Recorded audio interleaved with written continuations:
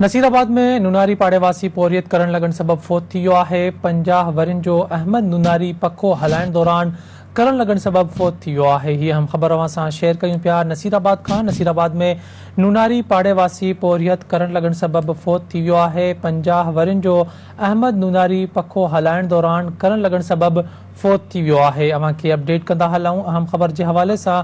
नसीराबाद में नुनारी पाड़ेवासी पोरियत करण लगन सबब फोत थी वियो आहे। 50 वरनि जो अहमद नुनारी पखो हलाइण दौरान करण लगन सबब फोत थी वियो आहे।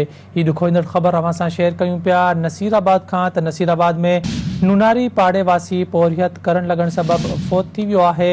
50 वरनि जो अहमद नुनारी पखो हलाइण दौरान करण लगन सबब फोत थी वियो आहे।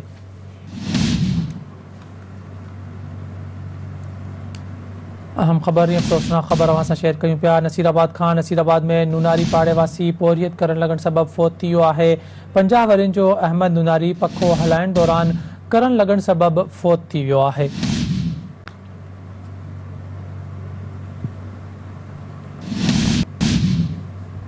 नसीराबाद में नुनारी पाड़ेवासी पोरियत करण लगन सबब फोत थी वियो आहे। 50 वरनि जो अहमद नुनारी पखो हलाइण दौरान करण लगन सबब फोत थी वियो आहे। तफ़सील मालूम कंदासीं सिंध टीवी न्यूज़ जे रिपोर्टर अल्लाह बख्श कुरैशी खां। अल्लाह बख्श आगाह कजो त नौजवान करण लगन सबब फोत थी वियो आहे। छा अपडेट आहे हिन बाबति? जी बिल्कुल अॼु कुछ देर अॻु में नसीराबाद जे गुतल आबादी वारो इलाइक़ो आहे नुनारी पाड़ो। उते ही जेके बरसात जी मुसलसल मौसम हली रही आहे त उनजे करे काफ़ी जॻहियुनि में करंट ऐं अर्थ जा मसइला थी विया आहिनि। त घर जे अंदरि अहमद नुनारी पुट गुलाम सिंह नुनारी जंहिंजी उमिरि 42 साल खां 50 साल ॿुधाई थी वञे, उहो पखो हलाइण लाइ सुठी बिजलीअ जे बोर्ड में विझी रहियो हो त बोर्ड मां हुनखे करंट लॻो ऐं मौक़े ते ई फोत थी वियो।